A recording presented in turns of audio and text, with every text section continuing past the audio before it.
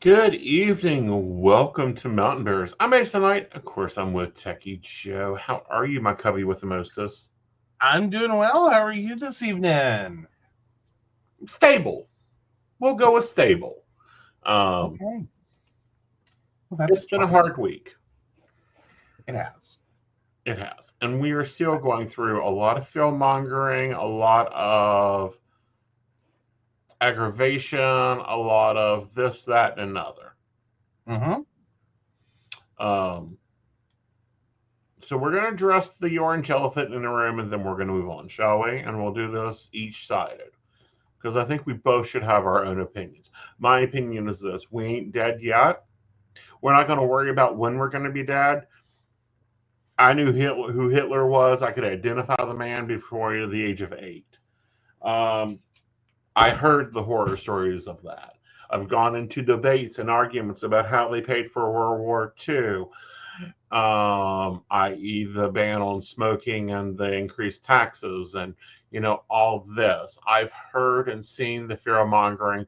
I lived through the 80s, the 90s, the 2000s. We've been there. We'll go back if we have to. This is why when I get a hold of young gay men or women, I tell them first thing, buy your own house, own your land. Second thing, work your ass off until you can start your own business. This way you make the rules. This is why, like all the old men, the ones that are the bar owners, the hairstylists, the real estate owners, the whatever, it's because we grew up in the world they're talking about. The other thing to remember is a president is a president. He is 1/3 of the government, not the full government. And he's not even all the government. Because, yes, we're all talking about the presidency, but we're not talking about the city councils. We're not talking about the boards of education. We're not talking about the state governments. These are much more impactful in your direct life than the federal government is. So stop fearing, live for today, worry about tomorrow. All right. Your turn. Okay. Well, here's the reality. Yes, there was a lot of red in this last election, and it's kind of understandable that we're seeing red. In terms of our emotions and feeling fear. It's not I, it's not that I don't get it. I get it. The reality is, um, th-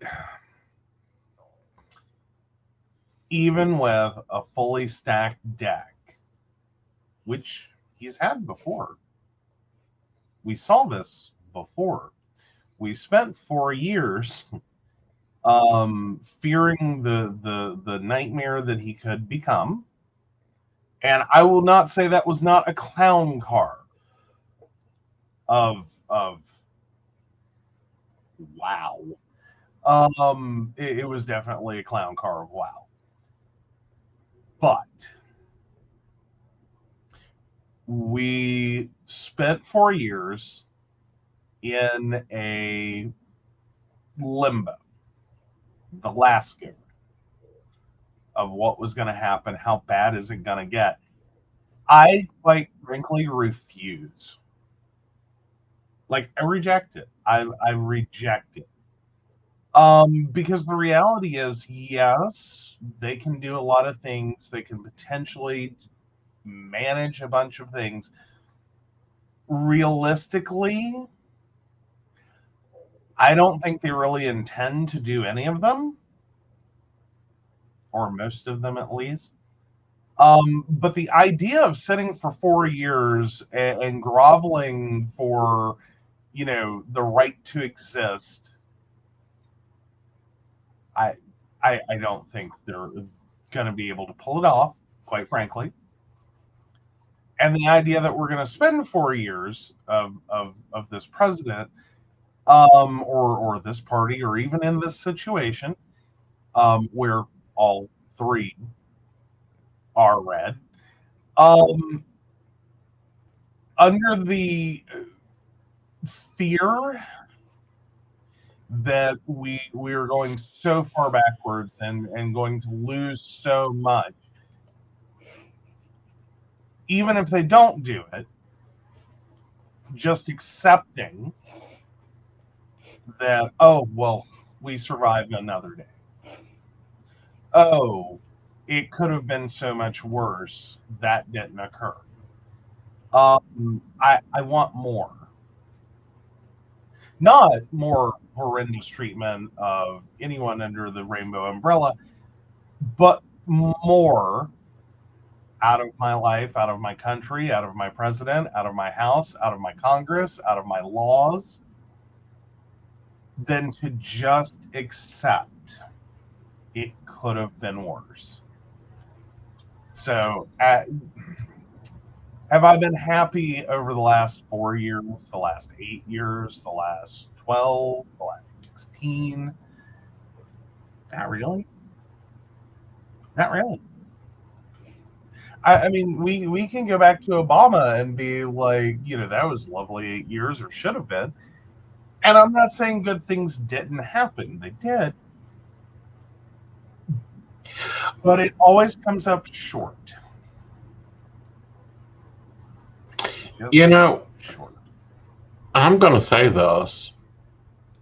I really haven't been happy since the Clintons with our presidencies. I mean, Obama done some nice things, but our Congress and our Senate continually low perform. If they were my employees, they would be fired. Well, the upside to the whole thing is it moves slowly. Like you can grease the wheels by having power as much as you want, but the whole system moves slowly. Mm-hmm. So realistically, the biggest fear is we abandon the system. Right. I don't think we're going to see a giant communist movement in this country that turns into a dictatorship overnight that would allow us to completely live at his whim. Right.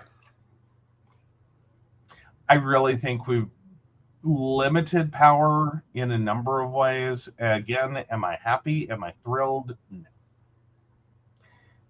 I'm not. I'm just not. But I haven't been. All right. Like we and even if you want to go back to Clinton, those were good years. No, they weren't. No, they weren't. Right. No, they weren't. I mean, there were aspects of it. Don't get me wrong. Again, there were aspects that were great. Mm-hmm.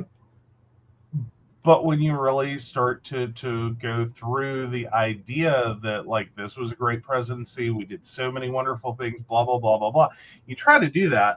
And Clinton always gets hung up for the North American Free Trade Agreement, NAFTA. Right. Which sounded great on paper. It didn't work out so wonderful. And if I remember correctly, is considered one of his biggest regrets. Right. Because on paper it sounded pretty flippin' decent. Right. It wasn't. It wasn't. It has issues. So I think when you start talking about politics, just as a rule of thumb, you guys, mm-hmm. may you get what you want, and may you want what you get. Mm-hmm. Because there is something to be said for the idea. Mm-hmm. And yay, we're still, free democracy. We can say it. There is a tipping point in any form of government where you at least have to make some people happy without overly upsetting too many people. Go ahead. It's a delicate balance. It is. It's a complicated balance, and it's one that it's time to pay attention to. But it can also absorb a lot, And it is Yeah. much harder to move sometimes. Even if you have all the grease that you seem to need, it Mm-hmm. can still be hard to Right. actually functionally get, even though you have control, to get all of those people on the same page, wanting the same thing and moving in the same direction. All right. And it's supposed to be. It's supposed to be difficult. Right. It's part of the ingrained protection on it. Right. So I again, I reject this idea that we're going to spend 4 years either, sitting here being grateful. It always comes to mind. Yeah. The movie Fried Green Tomatoes. Right. And there's this one scene where um, Ruth is talking about waking up basically from this horrible dream that her baby's been stolen, that Buddy's been stolen. And she is talking to Iggy, and she's communicating that she remembered, thanking the Lord that he was, that she ran to his crib and he was still there.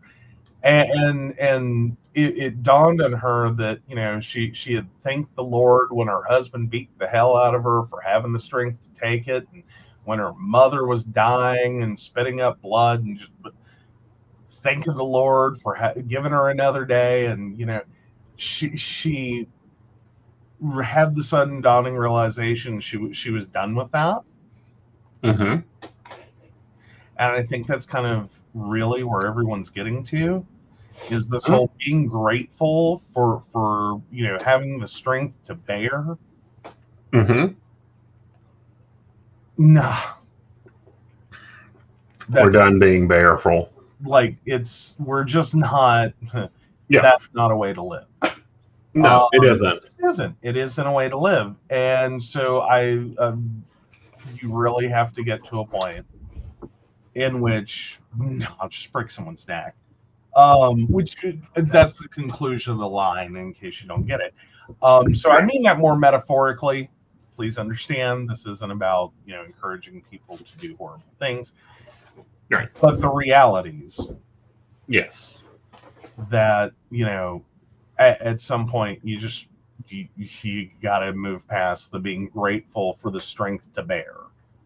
Right. And this idea that we're going to live constantly in that state. You can't do it. No one can. No. You will You snap. can't do it. You can't also live in a state of fear that, oh my God, if I do this, it's going to be, stop. Well, yeah, and that's what that whole scene is this idea of, just gratitude, like the broken gratitude that like we've talked about on the show before, that I can't stand. I abhor it. Right. This, to look at the garbage of your life and just be grateful. It's like bullshit. Just Right. bullshit. Yeah. I have the ability and desire to want more. Right. Now I can be grateful for the things that help me get there, even though it may not look like I'm there yet. Mm-hmm. I can be grateful. Right. It's not that I have zero gratitude, but if you just want me to be grateful Mm-hmm. for, like, survival, for the bare minimum, Mm-hmm. for not, no, sorry. No. I got that. I'm sorry, I'll punch I you in the hear face. that and understand that. But I guess my point is, Mm-hmm. and I guess that we have two separate views, and those are perfectly saying the same thing. Okay. If they want to copy 1943, 42, 41 of Germany, I'm already dead. Woohoo, let's move on. Meaning, stop living in fear, start living in love, start taking care of your community. All right, so on to a happy story. Some people may not see it happy. It's giving me fucking. It's been the only thing that I've been able to watch on TikTok and get a laugh out of. Okay, you mean the fact that it's like, if you really had to put 2024, like you just needed one headline to just sum up this year. 43 monkeys remain on the run from South Carolina labs. CEO thinks they're having an adventure. Yes. Pretty much sums up 2024 if you really wanted to. Um, you gotta laugh. So 43 monkeys bred for medical research that escaped a compound in South Carolina have been spotted in the woods near the site, and workers are using food to try to recapture them, authorities said Friday. The Reese macaws made a break for it Wednesday after an employee at the Alpha Genesis facility in Yemassee didn't fully lock a door as she fed and checked on them, officials said. They are very special, they are very social monkeys, and they travel in groups. So when the first couple go out the door, the others tend to just follow right along. Alpha Genesis CEO Craig Westergaard told CBS News. Westergaard said his main goal is to have the monkeys return safely with no other problems. I think they're having an adventure, he said. The monkeys on Friday were exploring the outer fence of the Alpha Genesis compound and are cooing at the monkeys inside, police said in a statement. So, quote, the primates are exhibiting calm and playful behavior, which is a positive indication, the police statement said, adding company workers are closely watching the monkeys while keeping their distance as they work to safely recapture them. The monkeys are about the size of a cat. They are all females weighing about 7 pounds. Alpha Genesis, federal health officials, and police all said the monkeys pose no risk to public health. The facility breeds the monkeys to sell to medical and other researchers. They're not infected with any disease whatsoever. They are harmless and a little skittish, UNC Police Chief Gregory Alexander said Thursday. Authorities still recommend that people who live near the compound, about 1 mile from downtown Yemassee, shut their windows and doors and call 911 if they see the monkeys. Approaching them could make them more skittish and harder to capture, officials said. Eve Cooper, a biology professor at the University of Colorado Boulder, who has studied Reese macaws, said the animals have the potential to be dangerous and urged people to keep their distance. So yeah. Reese macaws monkeys can be aggressive, and some carry the herpes B virus, which can be fatal to humans, Cooper said. However, Alpha Genesis states on its website that it specializes in pathogen-free primates.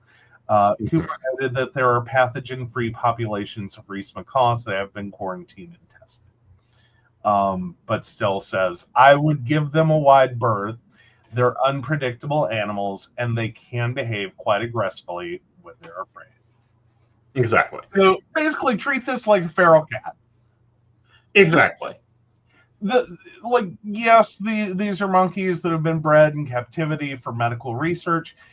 Generally, they're going to be pretty decent, but like any animal cornered, they have to, they will use them. Exactly. Back off. Like, right. White women of the world, please, please stay out of South Carolina right now. Do North not Carolina. Milwaukee. Oh, North Carolina. I thought it was South Carolina. Oh, Columbia, South Carolina. Yeah, stay out of Columbia, South Carolina. Yes. These are not your monkeys. Please do not liberate them. Exactly. I think they're heading to Monkey Island, North Carolina, which is this giant island the same company has bought. And all the retired monkeys go there to live the rest of their life in nature and everything. Is really, it's been an interesting story, but it's been the one bright piece of news I can sit and watch. You know, so that's the reason I brought it to our viewers. Is like, yeah. I keep envisioning the poor, like they're talking about the little police official. I just picture this being like a eureka moment.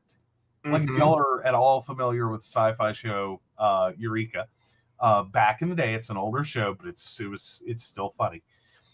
I just see this as like the sheriff from that show, and it's like just another day. Mm-hmm.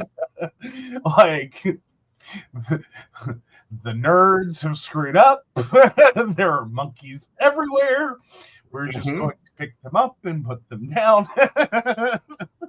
Yeah. So I can totally see enjoying this story just from the idea of it. Like it's kind of fun. Right. But in all seriousness, leave the monkeys alone. Call 911. Help them get returned.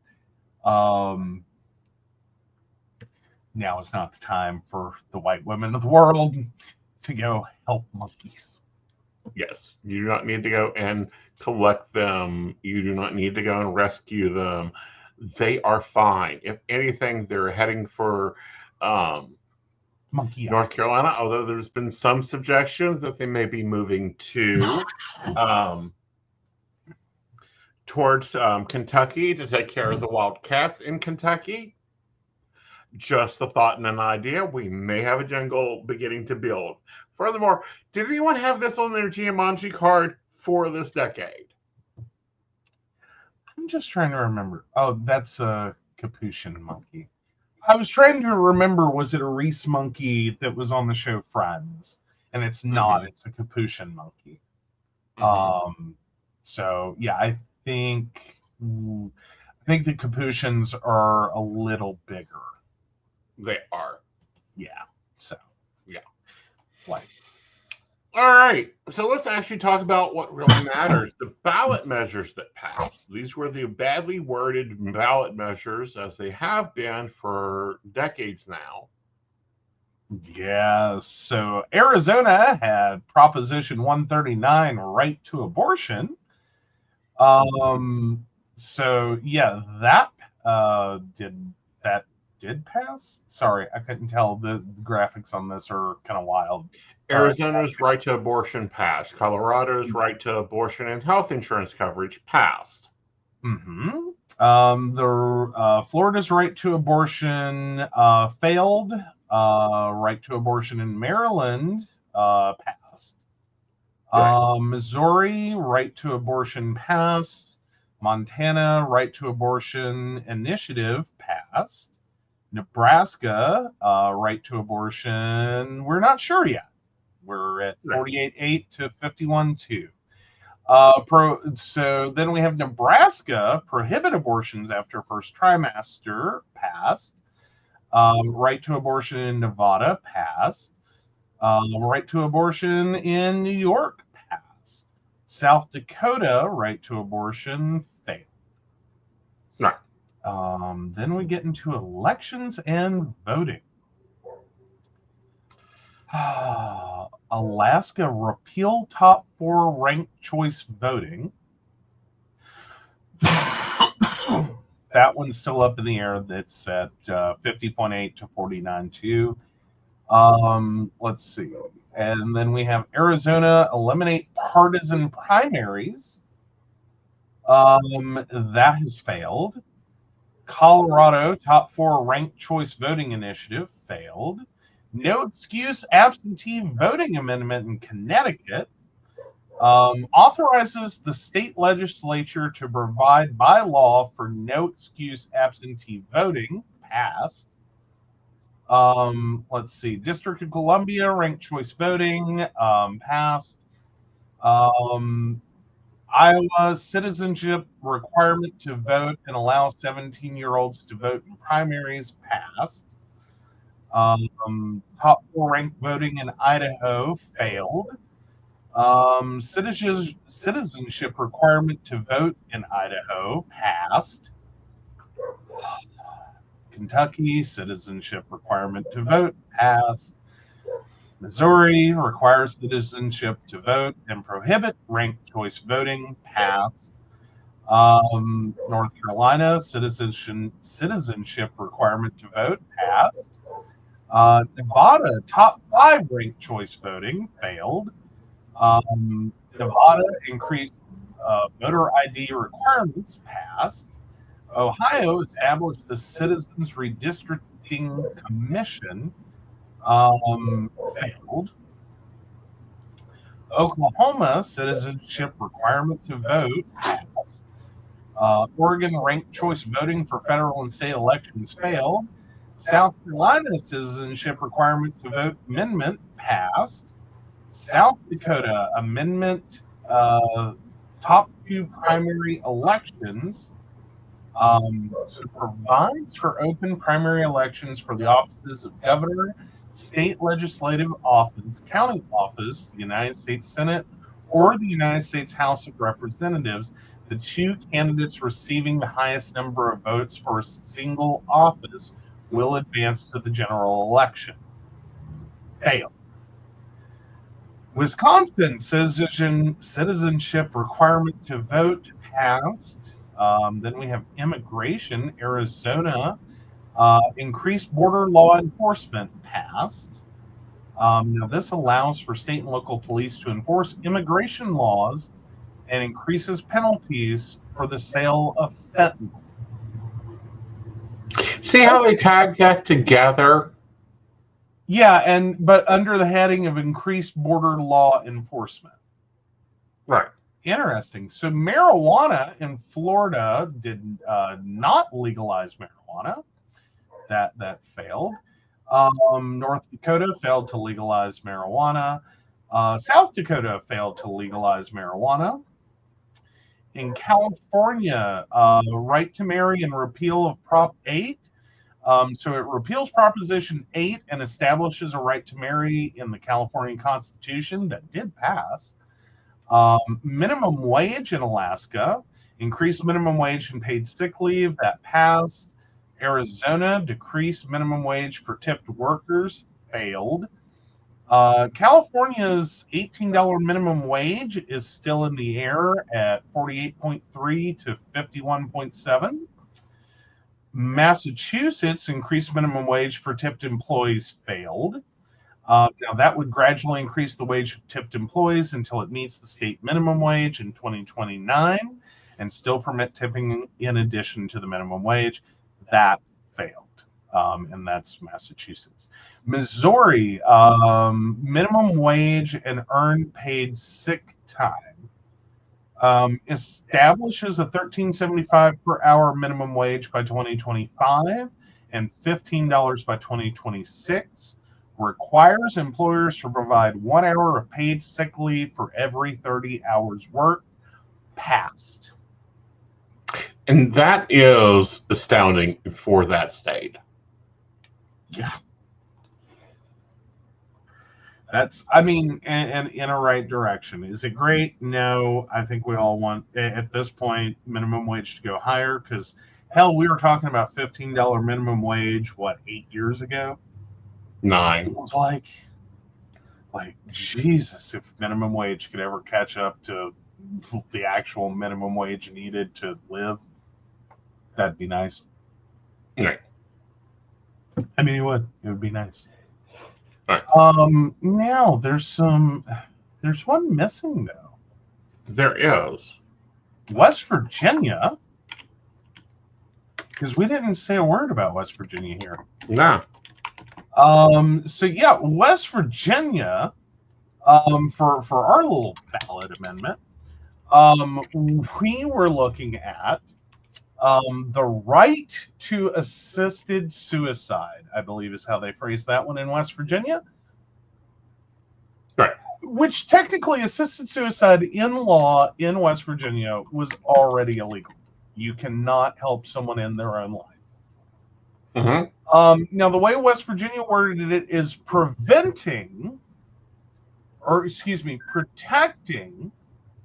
West Virginians from assisted suicide. That was the technical, I think, way we said it. Mm-hmm. In the most confusing way of saying that ever. Because the law technically just makes it harder if West Virginia were to ever pass legislation for the right to end one's life. They would, in turn, before they could even do that, have to repeal this in one election and then run a whole other legislative session to pass that. Right. So good luck. The legal challenges alone, it would take forever. Right. But we wanted to apparently be doubly sure that in West Virginia passed by a whopping less than 1%. Yeah. As in, we are talking about like 50 point something Right. to 49 point something was our margin. It was like 6,000 some votes, I believe, when it actually calculated into votes. It was ridiculously narrow. And I think it has more to do with not really understanding the amendment and what it did. Right. Which is fundamentally take something that is already illegal in West Virginia, make it sound like it was a threat that West Virginians needed to be protected from. Right. And make it sound like a threat in a way that you were going to be forced to do it. Right. Because that's how most of this gets talked about, is like, we're still stuck on this death panel concept. That these poor little old people who are sick and tired and in a nursing home, they could be forced to end their lives. And it's like, no, that's not the idea. Right. Like literally, we are not talking about the idea at all, nor should we be, of that occurring. What we're talking about is the medical situation in which you have a terminal illness and you, of your own free will and volition, enter the realities that this doesn't get better, this only gets worse for me. The pain, the suffering, the indignity, there is no treatment for this. All I can do is watch myself get, trapped into my body, hurt and suffer, feel the pain, witness my own demise. And that's what we're actually talking about, or should be talking about, with, that end of life decision to end one's life, medically assisted suicide. Right. That's what the conversation should be. It has forever been turned into this idea. And I guess, and there's no nice way to say this, for a political party that is all about privatization, all about, like, let's throw this out to for-profit companies because that's where you get the best value. We did that with our pretty much entire mental health treatment and treatment for the aged and infirm, our nursing home care. It's now pretty much all privatized companies. Right. We pulled that away from states with deinstitutionalization, threw it back out to for-profit companies to offer services for any number of situations, from assisted living to nursing home care to rehabilitative care to hospice care, to you name it. We threw it all back out to for-profit corporations. Now, there are some nonprofits that exist in this sector, usually operated by some form of a religious entity that basically shifted gears to become a nonprofit that continues offering something that a church was already doing. I don't think we've added to the nonprofit version of this, but it's no longer in most cases. There's probably a few dots of state care that's actually state managed, but they're few and far between. Now, when we did that, we basically went from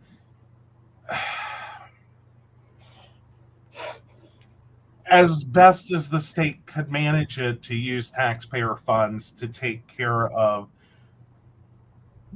people that got dumped on them. Right. Fundamentally is what it was. You got tired of taking care of grandma, or you didn't care.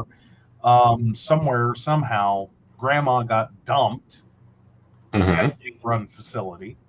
If you had, other relatives that had severe mental health problems, or even not so severe ones that, your family just didn't want to touch, you institutionalized them, dumped them off onto a state care facility, and the state tried as best they could, with no one wanting to pay for that, until we decided that institutionalization was bad. Right. So we deinstitutionalized, and then everyone went, wait, what are we supposed to do? So then for-profit corporations sprung up, and in that for-profit system, we saved money. There was room for profit, because now we treat the aged, the infirm, the mentally disordered, pretty much like we're warehousing them. Like I feel like someone is out there just crunching as hard as they can on the idea of basically storing these people in tubes. Like, how could we take the Carvana model? You know that commercial? Right. We have all the cars in the giant glass thing. Like, how could we, not with glass, we don't want glass, no, we want a concrete bunker this right on down. But how could we just store them in a system and just rotate them through on a mechanical, sort of like Cube? If you've seen the movie Cube, it's a whole series of movies. Just rotate them through. Just, pull the little units out and like drop their meds and just completely automate the hell out of it. Yeah. Someone's out there crunching those numbers. That's what our for-profit warehousing is doing. Right. Like, it's bare minimums. It is literally, states have to pass laws to say how many nurses is a reasonable number for a nursing home of, say, 200 residents. What's the minimum? Nursing home, not assisted living. Nursing home. So we're talking about people that are completely incapable in most instances of taking care of themselves with any degree of reliability. Right. So they legitimately need help bathing, dressing, all your daily activities is what nursing home care is supposed to provide. Right. What's the least number of employees? Bare minimum. You should have to do that. And the answer seems to always be something like what? 2? 3? Right. Like 1 per 100? If that.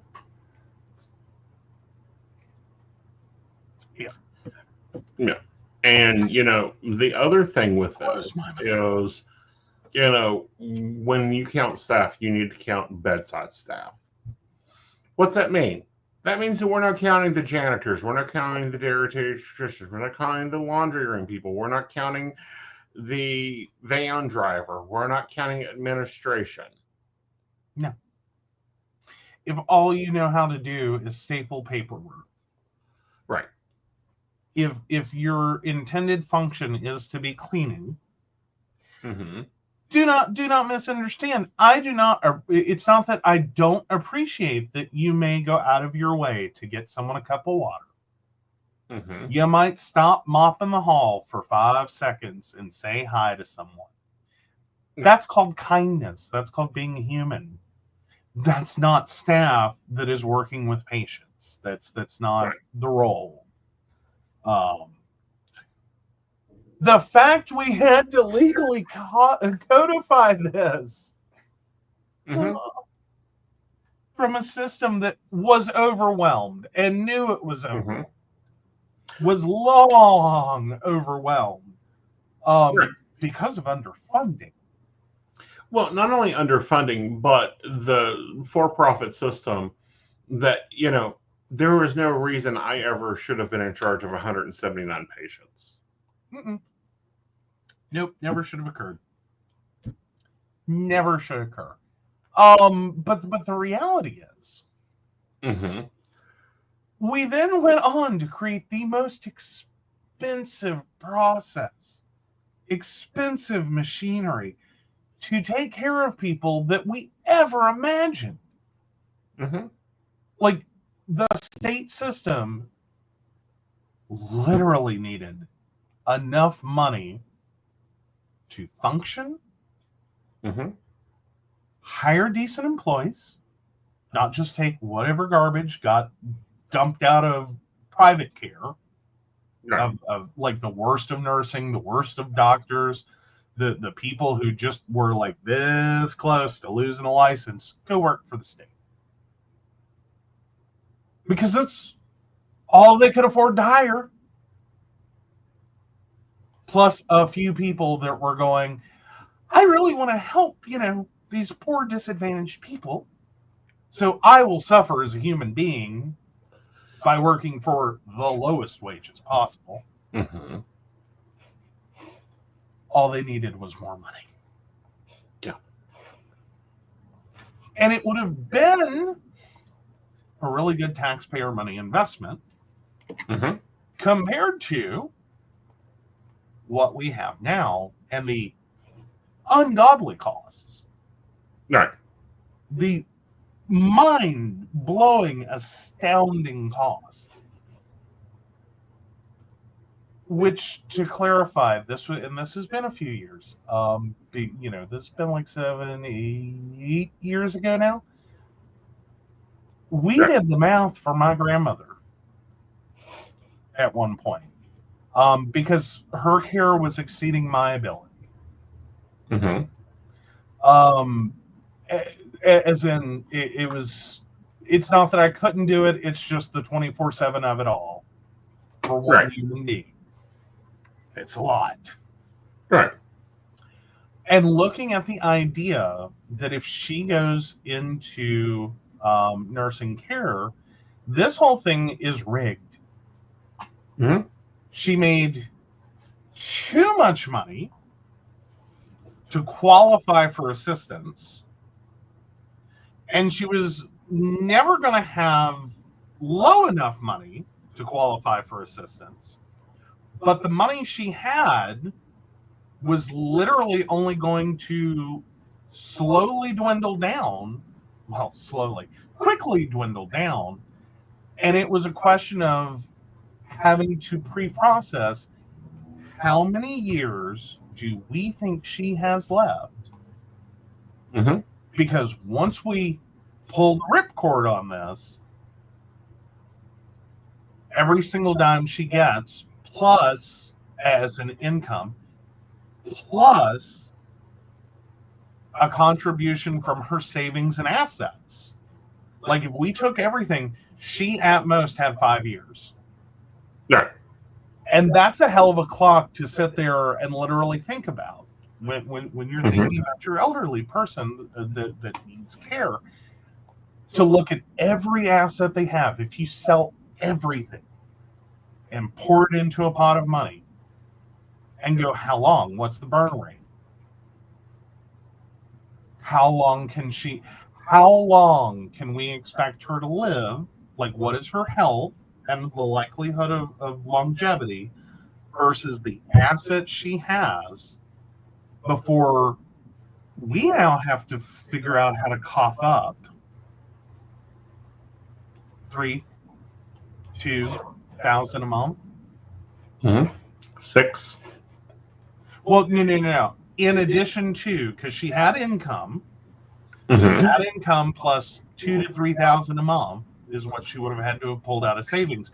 When that runs dry, Mm-hmm. where do we pull the rest from? Mm-hmm. Because 5 years, it's gone. Mm-hmm. That was a horrible math equation to have to work for someone. You want to talk about death pages. Having to sit there and look at the totality of someone's life turned into liquidated into cash funds and going, this person worked their Mm-hmm. entire life and it is now enough Right. to cover 5 years Right. in a nursing home. Liquefy everything. I'm not talking give the house to this one and give the car to this one and give this money to this one. No. Liquefy every bit of it. 5 years. Right. If the woman lives past 5 years, we now have a monthly expense. And it's only going to get bigger. Like we have to plan for this to inflate. But at current pricing, the burn rate means 5 years, all she's got, then we have to start kicking cash from our pocket into her care. Mm-hmm. And she was set up. Like, your grandfather did a magical job at making sure she was financially set. The life did a magical job. Mm-hmm. She was a retired school cook. She had a Board of Education retirement. My grandfather was a miner with a UMWA. Beautiful retirement. Between the two of them, they had earned enough to have the literally highest payout you could get on Social Security. Mm-hmm. She's getting Social Security, a check from her retirement, a check from his retirement, all of that gone, plus pull money out of savings just to afford the bare minimum care for a nursing home. I'm not and that's before you start factoring in getting her hair done. Does she want a television in her room? Does she need a phone in her room? Because you have to pay for all those little incidentals, by the way, pissed off years ago, to find out. Mm-hmm. They have that pretty little salon. They have televisions. Like a prisoner, like insult to injury, like a prisoner, you have to sit here and rent that damn television. Mm-hmm. Like, really? Like, you're not making enough money off these people. You got a nickel and dime for a stupid phone, a stupid television. God, made me mad. Yeah. Like that, and that was my teens, by the way, was having this realization about how nursing home works. And this wasn't even a bad nursing home, may I point out. Yeah. This was Glenwood Park. I'll put it out there. This was Glenwood Park Retirement Home in Glenwood, West Virginia. The former Methodist nursing home. These are nice people. Believe me, in terms of care, they were great. They were not a horrible nursing home. They were not, this was before their Stone Rise days. Don't ask me now. But back then, this was a well-rated, decent, good nursing home. It was one of, I think, 2 in the state at the time that had a dementia unit, which Mom needed. Right. And I'm just looking through this list of costs going, you've got to be shitting me. Right.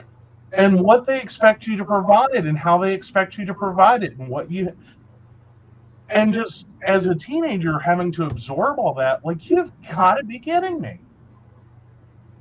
Like, you really just can't afford to get old.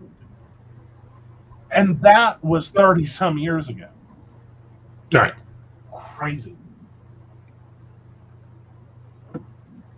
It's insane.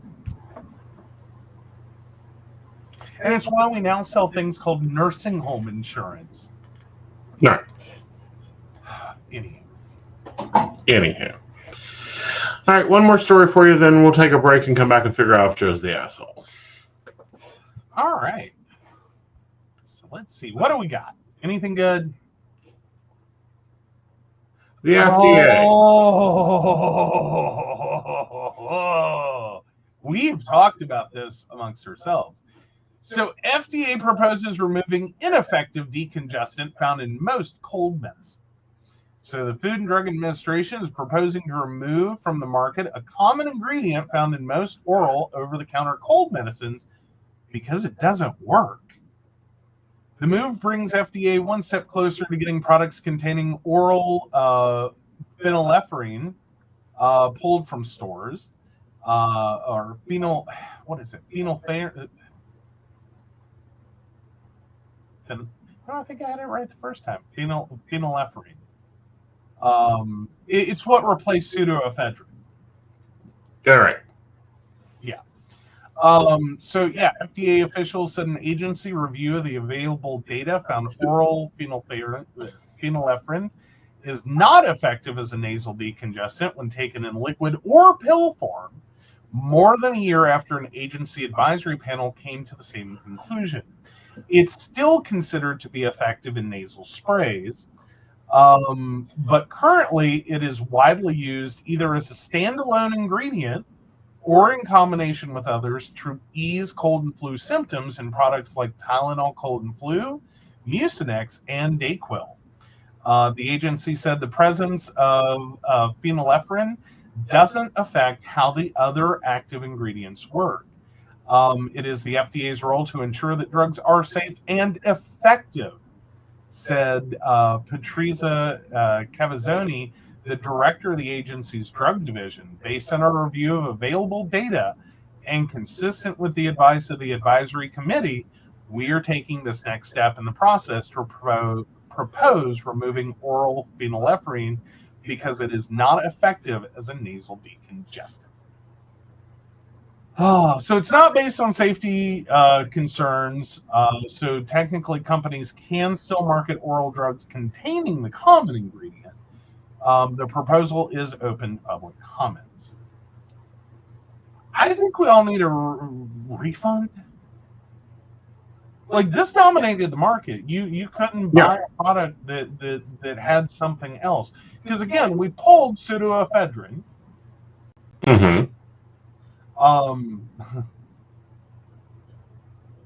For good reasons. I mean, argumentatively good reasons. Because pseudoephedrine was the ingredient being abused. So, of course, we wanted to yank that off the market. We replaced it with phenylephrine. And then it literally took over. What else can you buy?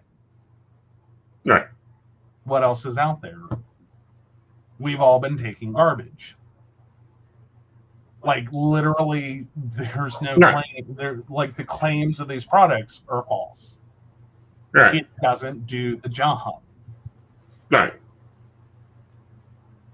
And I think, unfortunately, means you've effectively driven a lot of people to go to a doctor, spend money, go to a doctor to get a prescription, to go to a pharmacy to get a prescription medication for a situation that most people can easily self-diagnose and self-treat at home. No doctor necessary. We know what the cold is. We know what the flu is. We've had the symptoms. We've done the thing. Right. This is one instance you should be able to just walk in, like self-diagnose, walk in, grab the product, feel like crap after 3 days, or your symptoms get worse, of course, go see a doctor. But otherwise, oh, Brenda says, give me my old sinus meds back. The OTC ones now aren't as effective. No, none of it is. No. None of it is. And all of it's filled with gluten. We found that out recently when I got sick. But my only option was Tussie. Not even the good stuff. Right. Like, it's got to be the generic. Right. Tussin. Right. I did, however, when we were out, I believe at a doctor. Yeah, it has to be a doctor's appointment because we don't get to stop at a pilot unless I'm at a doctor's appointment. See that an old product and a good friend of mine is back on the market. So I'm wondering. Oh yeah. So of course we're seeing comments of just put the good stuff back in. And Shannon goes on to say, need the liquor laced THC liquid opium stuff back. I don't know that I'm ready to go quite that far. But I get the opinion that like we had medications that worked. Our parents had medications that worked. Our grandparents had better medications that also worked. It really sucks in the 21st century that so much of our medication is becoming under effective, well marketed garbage. Like, talk about snake oil. Like, we did a full 360 back around to selling snake oil. It doesn't work. Shannon says, hey, I have ghost in my blood, damn it. Hopefully they still had some tussin in their system, the old stuff. Knock that cold right out. Right. This is not medical advice at all. Right. I'm just saying, even the FDA says the stuff in our medication claiming to be a decongestant doesn't work. It's not dangerous. It's not like it's just ineffective. But it's not effective. It does not work. This is not medication. Oh, yeah, so Shannon goes on to say, my grandma gave me whorehound and liquor syrup. I walked around with a buzz till I was about 6. Okay, that may not have been a good choice either. Well, here's my cough syrup. But were you stuffy? Right. So I'm going to recommend some stuff that is probably controversial. If you're under the age of 21, take this, go consult someone that's older than you. 1, get a bottle of cheap.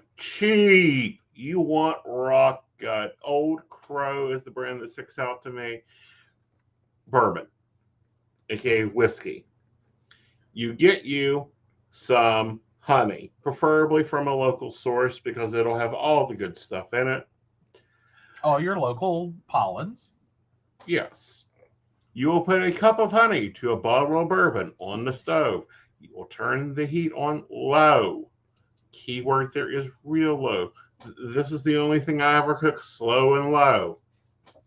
And you will stir it until the honey dissolves into the liquor. Then you will turn it off, let it cool, bottle it, and take 1 tablespoon every 8 hours. This is cough syrup the old way. Whorehound candy, lovely. Lovely to get, great to use. Mint is lovely. Citrus is lovely. Any of these will work lovely for you. But the reality is, I don't know that I trust the average person now. Mm-hmm. And I want to make that really clear, so I'll repeat myself. I don't know that I trust the average person now to be able to do this. Right. Like, I'm sorry, we gave up our kitchens. We have given up cooking. Most of us are living through drive-through and frozen and instant and prepackaged, and literally, if you can boil water, you can make dinner. It is about the lie. Right. So advising people to make their own is problematic too. It requires some pre-understanding of some base skills. Yes. We ain't Otherwise, you boiling will liquor. blow yourself up. Yeah, you will blow yourself up. How can you blow yourself up with bourbon? Okay. Well, put a lid on it. Put it in a pressure cooker. No. That'll go boom. No, you want a nice, balanced, light aluminum pan. Yes. But I'm saying, it still concerns me. So if you were to try this at home, you do so at your own risk. This is not medical advice. Please don't shut us down with lawsuits. Thank you very much. Send your complaints to the normal place. Joe Knight at aesonknight.com. I thought it was Joe at aesonknight.com. I think it is Joe at aesonknight.com. You're right. So Yeah. send it to Joe at aesonknight.com. It'll get reviewed as soon as he checks that email. Somewhere around 2038. Yeah, probably. Yeah, because I'm like, if I reply to it right now, I'm just gonna be like, I told y'all on the show, don't try this shit at home. Love you, mean it. XOXO. Like, share, and subscribe. But don't try this at home. Right. But no, for previous generations, this was the thing. This is how we survived. This was before the pharmacy, before CVS and Walgreens were on every corner. Which, side note, Walgreens, I believe, is shutting down stores, as is CVS. Right. So much for being on every corner. But before we had this proliferation of the corner pharmacy, this is how you survived. Your ability as a homemaker, right, included how to make cough syrup, right, how to treat common household, injuries and harms and illness, and reduce a fever, know your herbals, make it happen.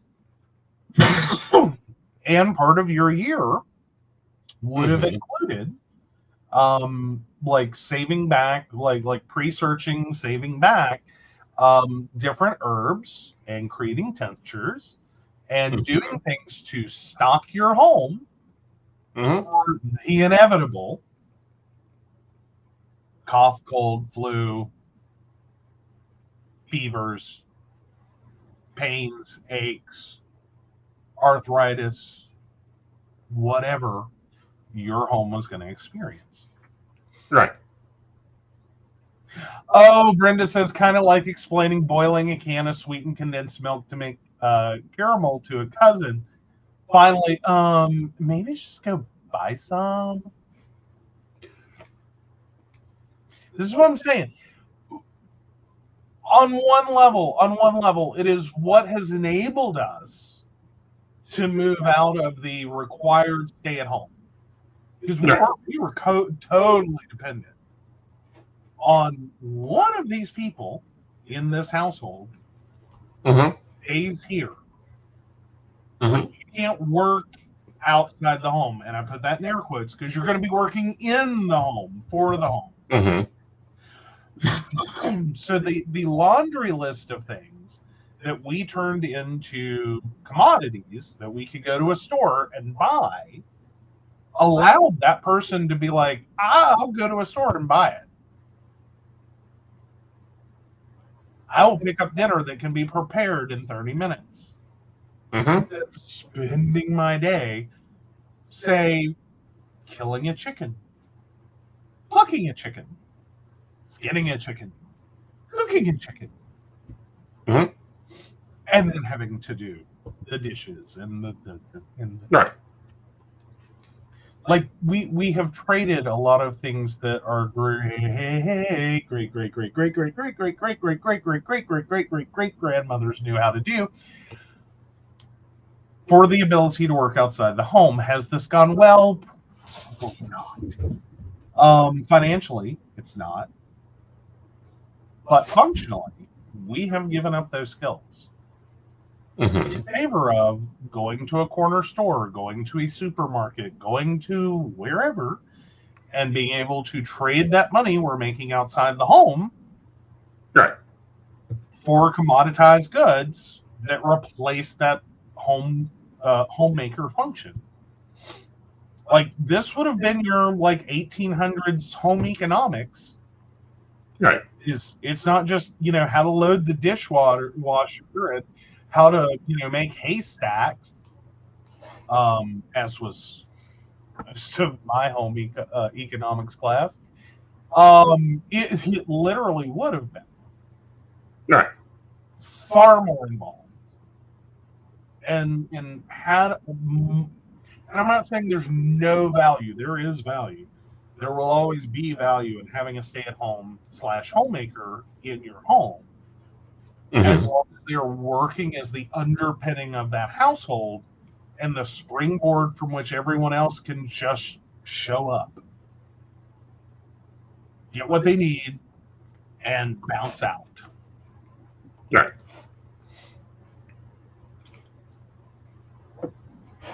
So that's it. Right. But a lot changed. A lot has changed. A lot has changed in general, and a lot of ideas and thoughts are changing, and we may need to go back to some of the old principles. And this is one At of least them, because start considering them and making sure to preserve them, if nothing else. But it is becoming scary, the number of younger and even our own age, like 40 something, that we are missing skills. Right. Gen X is missing skills. Right. Like, some of these things are evaporating. Like, they're dying with a generation, Right. boomer or older. Right. Some things have already died. Like, they are not things we do anymore. There's maybe a few people in the world that know how to do that. No. And this is why you need to film those conversations. This is why you need to record those conversations. Well, because there's a pasta, weird trivia in my head. There is a pasta in Italy somewhere, that literally it is down to like 3 people in the world know how to make it. And it's literally this poor old woman trying to teach like her grandchildren. Right. And like, there will soon only be 2 people in the world that know how to make this. Right. Like, it's that dead and dying. Oh, Brenda says, I get a horrified look when I mention that I used to darn socks. First, what is that? And then why? Darning is a sewing process that allows you to patch and repair. And why is because at one point in our life, talk about homemaker skills that have died, you either directly or as part of your homemaker duty had to figure out how to make socks. Work that into your life. Like, your ability with textiles became important to your individual family. Like, you weren't just going to go to a store. Right. You were expected to make these, or trade your abilities with someone else who can't do something that you can. Right. And then once you either make it or you have exchanged the service, you really want to hold on to the asset you have. Right. For as long as possible. Oh, in addition to, because socks were wool and expensive if you don't want your feet screwed up.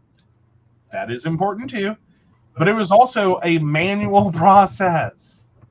Yes. We didn't go to stores and buy them. Right. All right. So, time for you to plead your case. All right.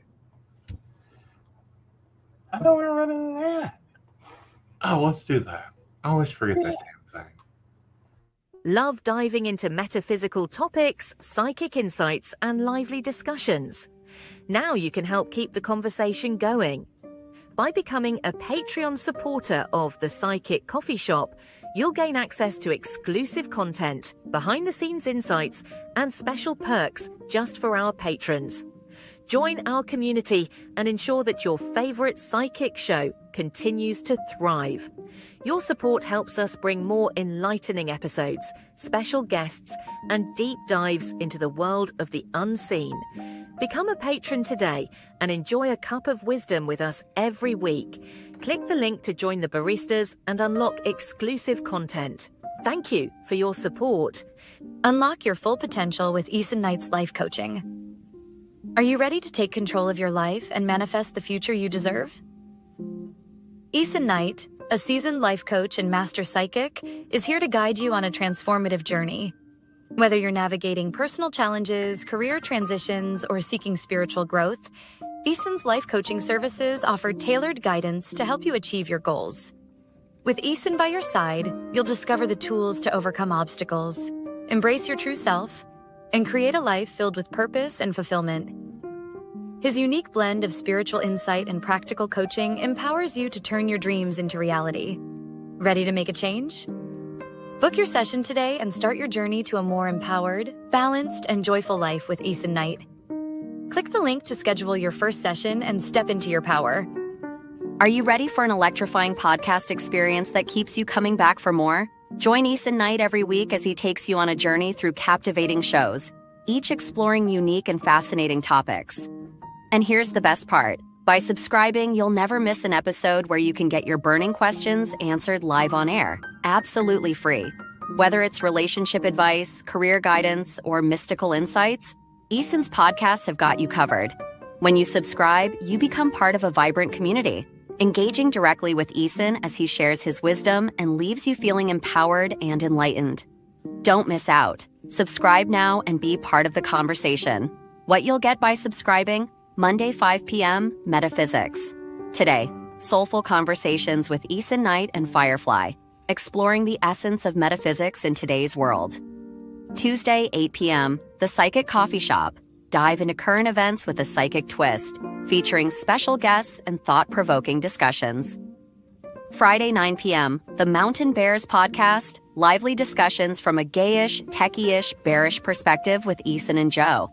Sunday 5 p.m. Psychic That Plans. Get a weekly tarot energy overview and time management tips from Aeson Knight. Click here to subscribe now and never miss an episode. By subscribing, you're not just tuning in, you're joining a community of curious minds and ensuring you're always in the loop with Aeson's insightful and interactive shows. Don't wait. Hit that subscribe button and get ready for an amazing podcast journey. Ready for an enchanting journey of self-discovery? Join Lord Aeson Knight in our Wicca courses. Unveil the secrets of Wicca. Explore deity relationships, rituals, and more. As a third-degree high priest, Aeson Knight guides you toward empowerment and enlightenment. Enroll today and take your first step into the magical circle. Click the link to begin your journey. Psychic Saturday. Get 50% off with Aeson Knight every third Saturday of the month. Don't miss out. Book now. All right. Welcome back. Yeah, so it looks like mine, I forgot to hit send on. That's why you found one. I think I like yours more, though. Though it's interesting, both are for trips. Okay. All right, so we'll go with yours. Am I the asshole for not reacting properly to my friend group's surprise Airbnb booking? Context. Every year, our friend group hosts a Secret Santa event. A major part of this tradition involves booking an Airbnb where most of us, around 12 people, plan to stay, though not everyone ends up sleeping there. Typically, we spend a few hours on Discord searching for Airbnbs that meet our criteria, location, capacity, budget, etc., and bookmarking options for further review. This year, our entire friend group followed the usual process, spending hours searching through listings and bookmarking potential choices to revisit later.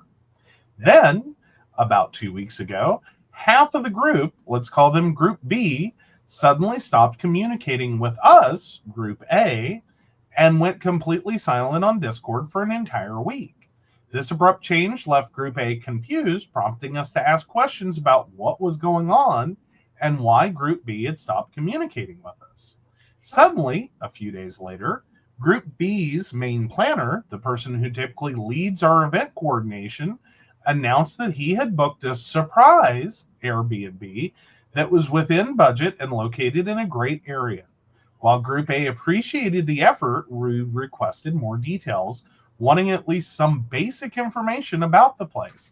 However, the planner refused to provide any specifics, repeatedly responding with "trust me," and informing us that each participant would need to contribute $60. More details on that later. As days passed, Group A grew increasingly confused and uneasy about this Airbnb, which we were expected to help pay for without any assurance or photos of what we were actually funding. Then, a friend close to some members of Group B, we'll call him Jay, let us know that the planner had recently purchased a house where everyone in Group B would be moving in. While we recognized this as an impressive feat for Group B, we were still confused by their continued insistence on presenting it as an Airbnb that we needed to contribute $60 per person toward. With this information, Group A tried to get confirmation from Group B, but they wouldn't budge, even as the Secret Santa event came closer. Jay also told us that part of the so-called surprise was that we wouldn't actually need to pay anything since the planner owned the house. Finally, last night, Group B revealed the truth. They had moved into a newly acquired house, and it would be the location for our Secret Santa event. Group A wasn't thrilled about the week of lies and secrecy over something we had initially believed was an Airbnb we were expected to fund.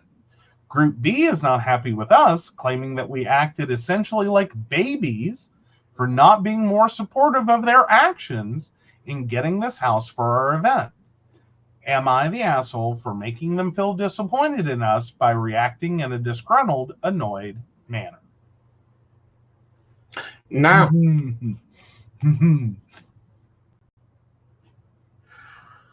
yeah, not the asshole. Yeah. I really don't even know where to start to take this one apart. This turned like Group B. I understand y'all are all excited about buying a house and being able to use it, or at least offer it up for use for your Secret Santa event. The problem is you have a group of people, y'all have an annual tradition, you were in the middle of that when you suddenly went no contact, then presented it as a surprise Airbnb that wasn't, it was a surprise, but it wasn't an Airbnb. And you just kind of expect this friend group to just go along. Right. Not totally in the dark, trying to feel around for a light switch of what the hell is going on. Because, like, we're getting closer to the Secret Santa event. We need to book this. Like, what are we doing? Like, why? What the hell? Right. Just to reveal that you bought a house and you would prefer to use it for your Secret Santa event. And while I can appreciate in the process of buying a house, even as a large group or a potentially large group, that saving the money for an Airbnb would probably be a good idea. To be on the other side of this, trying to figure out what the hell. Right.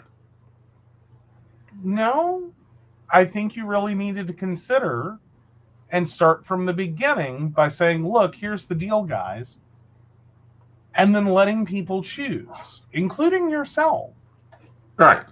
Whether you wanted to continue moving forward with this group event and booking an Airbnb, or look, we're trying to purchase a house and we'd be glad to offer it up, and we think it would be a great housewarming to do our Secret Santa here, and we won't have to pay for anything.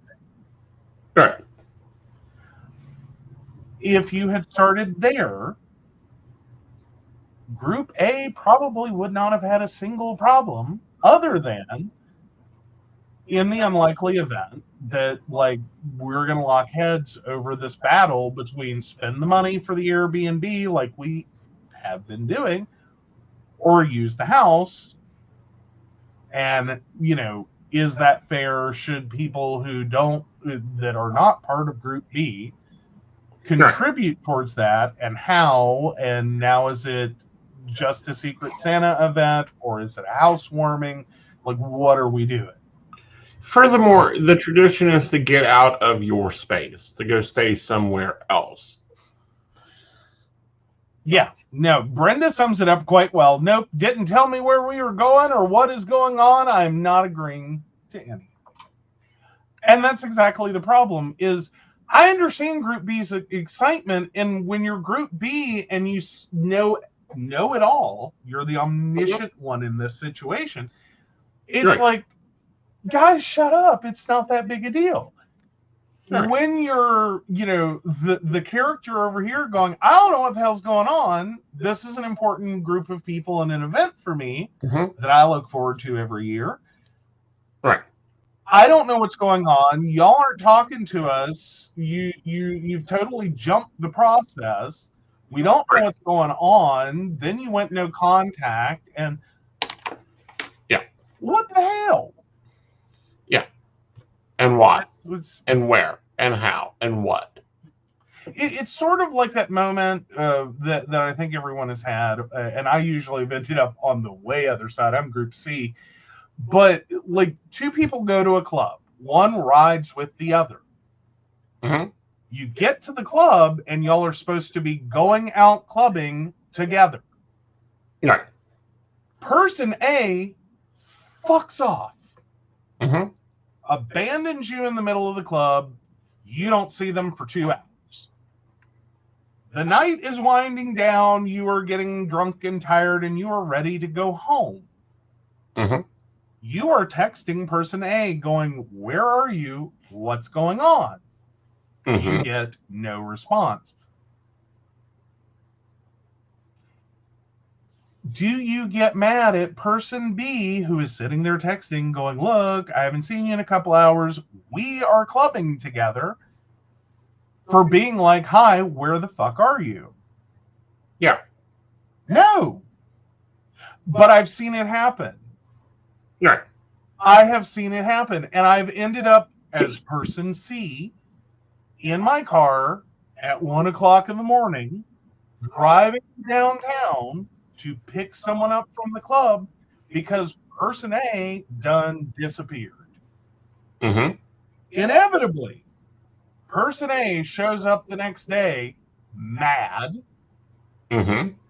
because, well, I was still in the club. I just wasn't paying attention to my phone.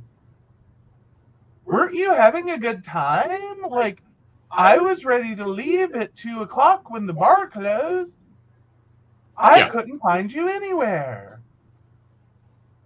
And then I checked my phone, and I don't know why there's all this hostility. I've played this game. I've heard this argument over and over and over. Mm-hmm. And all of it goes back to when you're person A with the car keys and the car Mm-hmm. in the club who knows everything that's going on, Mm-hmm. it's not a problem. Everything's great in your world. Right. Person B who is codependent upon you Mm-hmm. Problem A. does not know what the hell's going on. Mm-hmm. They're going to get uncomfortable and find someone to come pick them up. Mm-hmm. Because you're not communicating, you're not explaining, you're not letting me know that you're even still in the building. Exactly. Are you dead? Did you leave with someone else? Did you forget about me? I have not seen you in 2 hours. Mm-hmm. I do not know where you are. But I've received that phone call. My college, I swear to God, it was, I joked and said I was a designated driver. That was my clubbing experience. I'm a designated driver. even when I go to the club, I am the designated driver. If I don't go to the club and I just am sitting home on a Friday night, living my best life, my microwave popcorn covered in Parmesan cheese, watching a movie,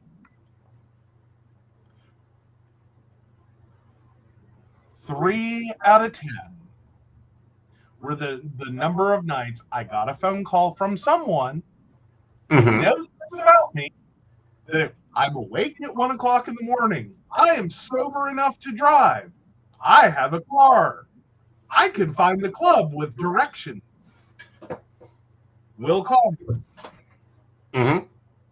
3 times out of 10. Right. 30% of the time, I know someone in my friend group was gonna call me and interrupt my movie and my popcorn to come pick them up from the club because they done yet again gone with someone who will go clubbing with you by y'all walk through the door together and you will not see them again for 2 hours. Should have checked the back room, but that's just my thoughts. Anyhow. I don't know. I didn't club enough to know how this all worked. I'm like, how do you lose someone in a building? I understand if person A leaves the building. But then there was also the situation someone left. Like, and let me just say this to all the female friends of a gay man. Do not let the gay man be the one who drives you to the club so you can get jiggy with it and drink all you want to and woo, girl out. That motherfucker will leave you at the club every time. Yes. Every time. He will find Dick, and he and Dick will leave the club and leave your happy, getting jiggy with an ass on that dance floor, drunk, with no way home. I will guarantee you that is what will happen. All right. So first, comment about are you an asshole? Plus, staying at someone's house is not the same. You lose some of that freedom. You worry if the owners will get upset over some action. Plus, the owner makes their own. May take offense at the treatment of their house. Right.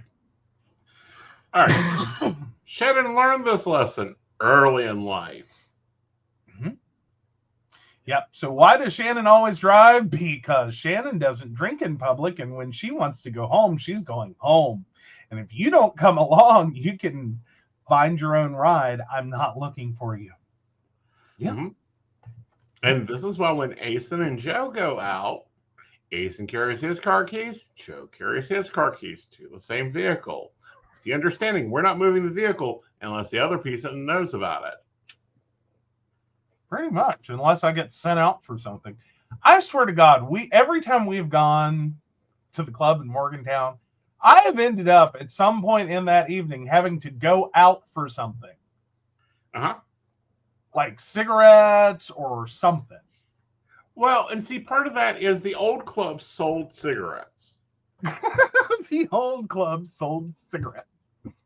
They sold cigarettes, cigars. Like, this is revenue I think clubs have lost somehow. I used to be able to buy cigars, cigarettes, cigarellos at the club. Granted, I used to be able to smoke and have my bourbon together. Now we can't do that. That's understandable. We've moved on. But we used to be able to.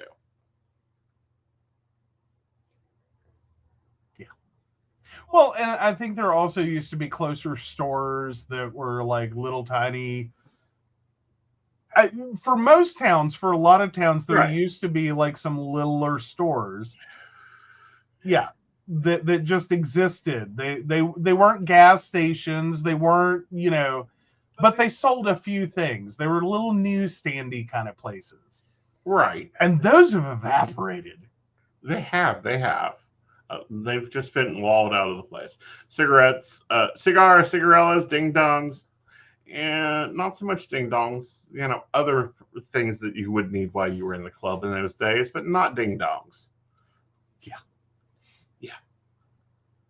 Yeah. Condoms. Oh, please! They handed should we those bring out like back the cigarette girl for clubbing?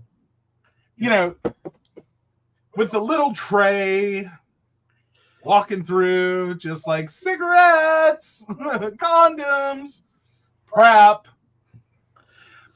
Can we take a moment to talk about this? Okay. So, back in my era, Oh God. the club was your one-stop shop for most things. Gear you could buy at the club. Alcohol you got at the club. Hookah girl, that's her all. Yes. You could buy cigarettes at the club. You got tested at the club. You got handed everything imaginable that you needed for a night of intimacy at the club. They were in bowls, and I'm talking bowls I haven't seen the size of years. And during the Stone Age, it's called the club because there was only one. It didn't really need a name. It just needed a great big "the" in front of it. No. There was the Driftwood, the Palace. Those differed in two different areas. There was Tracks, which was a meat rack. You only went there if you were looking to get laid. Driftwood was this little bar that was 2 floors, and when I say 2 floors, I'm talking my living room could fit in the downstairs floor. It was fun. The Palace was the Grand Palace. It had a bar. It was 2 floors. It had a stage that had a full catwalk. It was the blast. The clubs we have now are small comparison. I'm just saying it could be a gig job for people. Mm-hmm. It could. But no, and yes, it would require licenses, but I'm sure you will find people that will be happy to pay $12 for a pack of cigarettes without having to leave the club. Oh no, honey! Like they were standard prices there. Now, where I did play expensive was Hershey Park. Back in the late '90s, I paid $12 for a pack of cigarettes at Hershey Park. I was mortified. Oh, see, things I missed because I've only literally one night event. So I've been to 2 clubs total in the state of West Virginia. 2. Mm-hmm. 2. The other one is in Charleston. If it still exists, I don't know. You vaguely put together which one it was at one point. Mm-hmm. Top Hat, I think maybe was the Top name. Hat. Yeah. But that really isn't a club. That was a bar. Yeah, it was a hole in the wall. Yeah, it was a bar. I was like,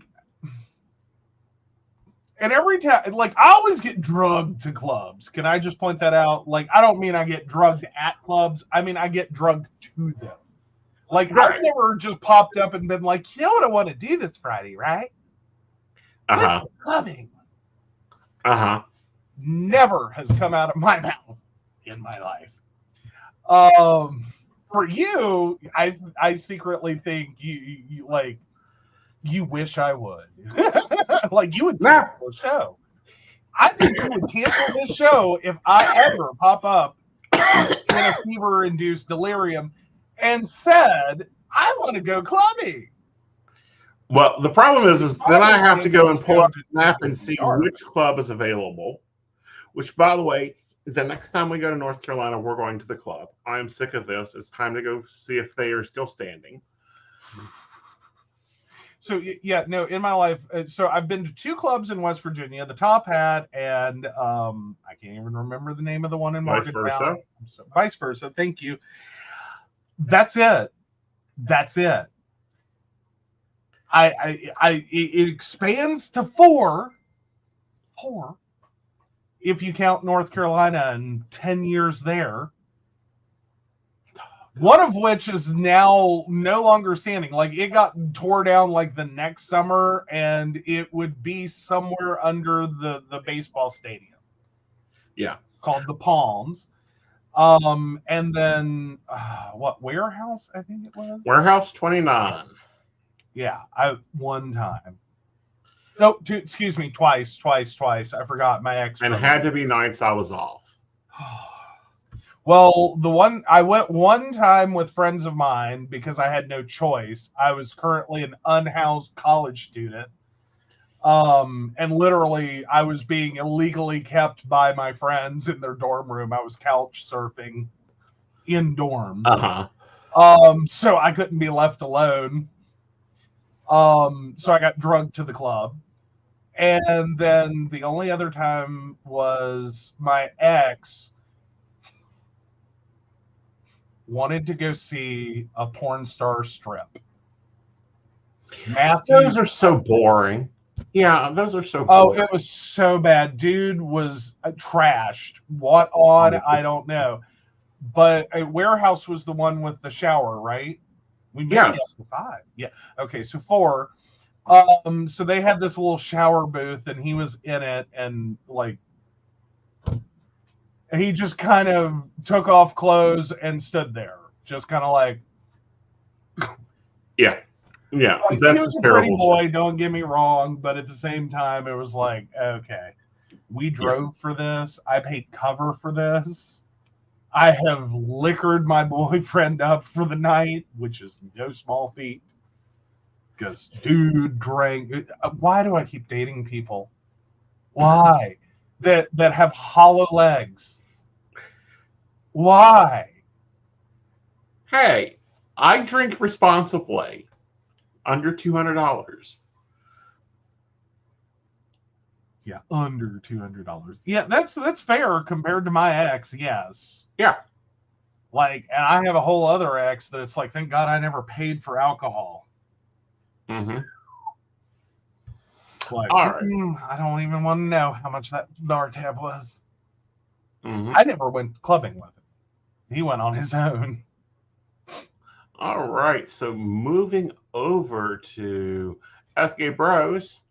Yes, Ask Gay Bros over 30 says, becoming a house husband, stay-at-home dad, or stay-at-home dude, out of convenience but worried about my own future, or is it pride?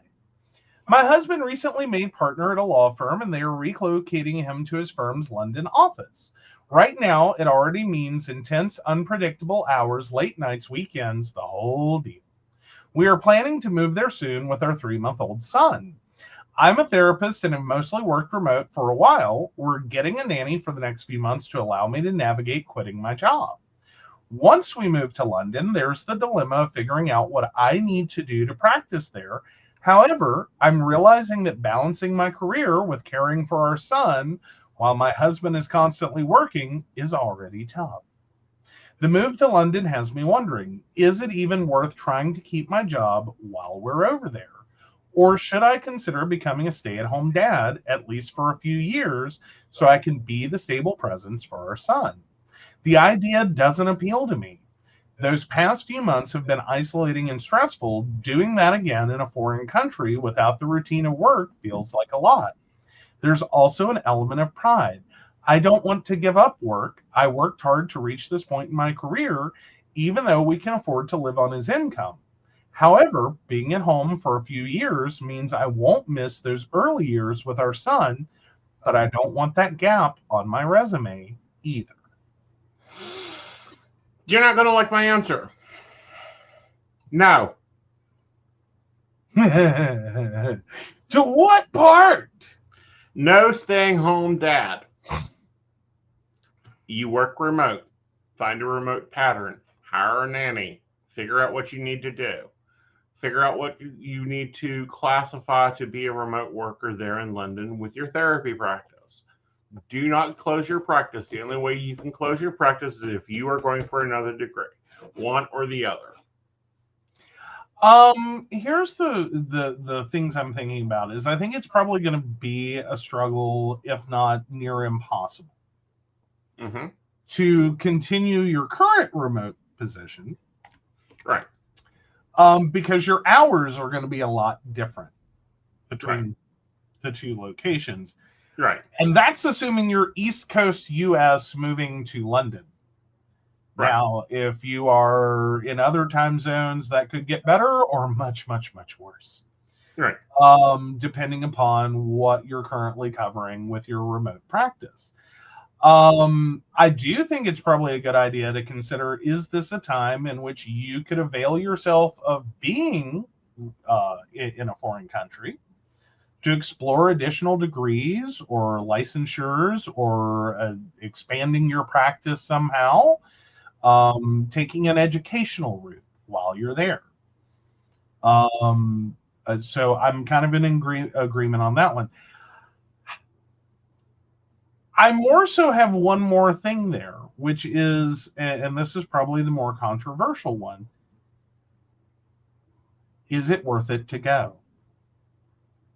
Because the reality is, it may be one of those moments in a relationship where you have to ask, what are we trying to do here? If this is a temporary move, you already know it's a temporary move. It's only going to be for 2, 3, 4 years. Why would you want to pack up everything, move, like a permanent change of residence kind of situation for a temporary situation, drop your practice, yank your kid around the country, World. around the world, and destabilize all of this just to be there? Like, travel's a thing. It sounds like you're both in well-paying fields and have decent assets and financial ability. What about not quitting the job? What about not packing up the house? What about living separately? Right. Like, looking at, can your relationship support this? Is this reasonable? Because ultimately you're moving into the category, and it's a very stressful one, in which you're both professionals who love your job and you have high-paying careers. Is now really the moment to sacrifice? Because that's ultimately what you're being asked to do. And it sounds like you're not even being asked, you're being expected. So I don't think it's a moment of pride, exactly. I think it's the sort of insult to the injury of not even being asked, just expected, and having it dumped on you, like you're working at some, retail job. Right. And you can just not do that. Right. Well, but fly around the world and, become a stay-at-home. Well, and then there's a debate on whether there would even need to be changes. Because if he's remote, he's remote. As long as he is practicing remotely, then he may be able to continue practicing. These are things he's not explored. He's just going, we'll figure it out when we get there. And it's like, no, figure it out now. Example. Yeah. Well, and I think this is a problem, and it's why I'm kind of, like, hold on, before you get locked in on the trajectory of what you're going to be doing, take a step back, because it sounds like a lot of expectations have been assumed, on both sides of what's about to happen, without real communication. Like, it sounds like before you have a travel and relocation problem, you have a communication problem in your relationship about your individual goals, wants, and needs, and making this work. Well, and see, my other thought here is he just made partner. For him to make partner, I think there would have been a discussion about making partner.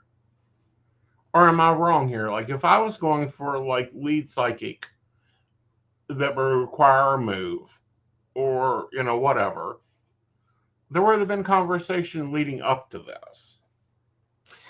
See, this is where I'm thinking I'm wondering if this is one of those moments of like two personalities that are very different trying to have a conversation.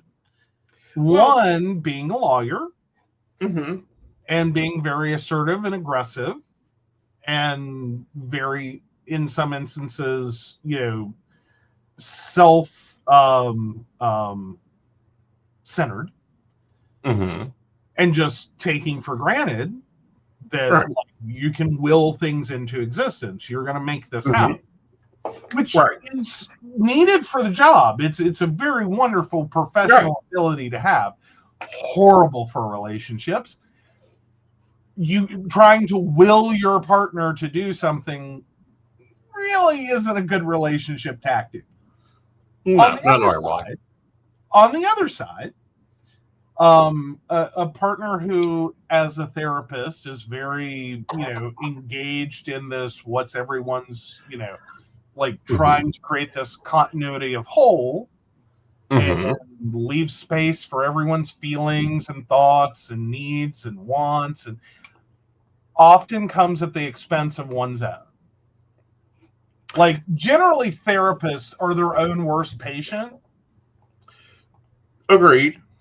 Like, they will inevitably self-sacrifice, like, because they're very used to taking care of other people. Right. But usually those are people they see for an hour a week, and that's different. Right. Also a horrible thing to bring into a relationship at points. True, but the other side of this is the side that I'm looking at is like, dude, there had to be conversations. I cannot believe that there is not a thought and idea in your head on us going to LA or me being moved to LA or Germany and what that's going to entail and how we'll make it work. At least at this point in my career and the length of time we've been together. And then to add in a child, like that would have been additional planning here. And again, this is where I think sometimes therapists are their own worst patient. Okay. Like, trying to be your own therapist is a really bad idea.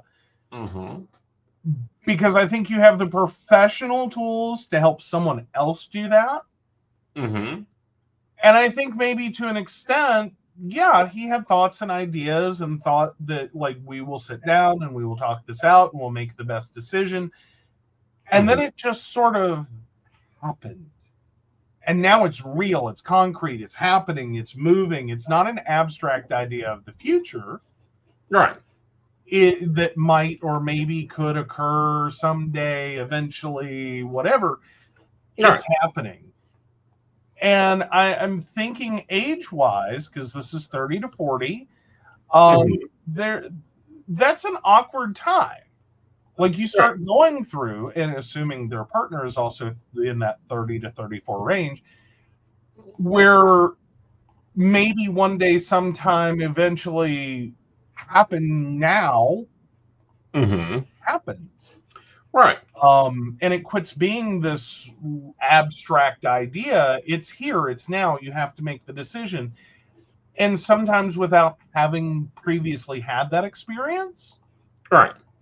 You think you know who you are. Right. You think you know what you would do. You would think that this is the obvious solution, that you think. But when you actually sit down in that moment and like, you get down to the brass tacks of it, you realize that's not who you are. Right. It makes all the because this makes all the sense in the world. Like, just give up your practice and move around the world, take care of our son. I'll bring home the bacon, and it'll be great. Right. But here's the other side of that, and it's the side that I think we've talked about. It's like, if I need to move to Germany for 6 months, that's great. If it's more than 6 months, then you guys need to button up the house here and either join me or whatever. Yeah. Or whatever may very well be part of it. Is like, no, sorry, I'm building a business. Like, this is not viable for me. Right. Like I am not at a career point where I can just shut this down, walk away, 90% and then of walk your back. business is digital. A lot of it is. Like it wouldn't Right. be like I have to give up everything, but there are aspects of it that Right. like if I shut down the business, that client's gone. Right. Like if I'm no longer local, that client's gone. We have to transition them out. Right. And is that really what I want to do? Would Right. have to be a consideration.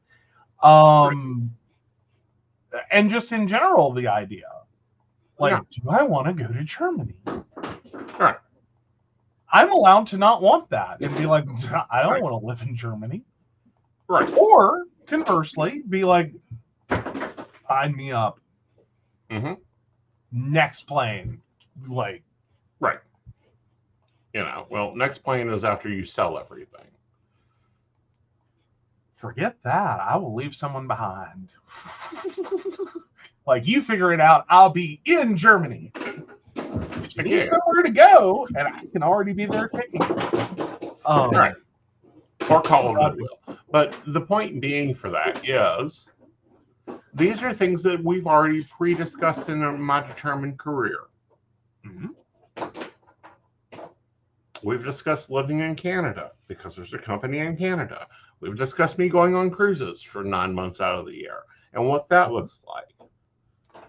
I can't believe they have not had this discussion, especially dating a lawyer. What the hell? Oh, yeah, I'm already in Germany house hunting. But again, This is what I say. These are not concrete plans. These are abstract ideas of things that potentially could happen. And it doesn't mean they have had no conversation and this just occurred out of the blue and like we never thought to talk about it. Mm-hmm. We thought to talk about this. I can't guarantee you if you come home to like in a month or pop into the office in a month and be like, they're sending me to Germany, let's pack up and go, that I might not have a moment where I'm like, wait a minute, as an abstract plan, this sounded great. Mm-hmm. And as I dig into the realities of it, I don't have a come apart, especially with a whole foreign language. Like, yay, moving to London, you don't have to learn a language. Right. But there's nuance to this. Right. Like, a lot of things suddenly are going to be very different about your life that you might really like. Yeah. That the idea of moving to a country where it constantly rains. Oh, and giving up the ability to drive. Do what now? That's not true. Okay. Well, but again, like taking in the idea of the realities of what your life in another country, it can be daunting. Yes. Like it may be something that, again, as an abstract idea, sounds great. Mm-hmm. But then as you start like looking for where to live and what you're going to do, and you got to wind down your career and all the things, there can be a very strong pull backwards of like, I don't want to do this. Like, this doesn't help me. And I think that may be where OP actually is like, this isn't going to help me. Right. Like, this is all for my partner. Right. And do I really want to do that? Well, and the other thing here is looking at what you can do. Like, he is in this position of, I'll just become a stay-at-home dad. I don't want to hop through the hoops to still practice. Well, which laws are you going to be governed under? Which practicing laws are you going to be governed under? The practice, or, where the practice is located at, or the country you're providing the services under.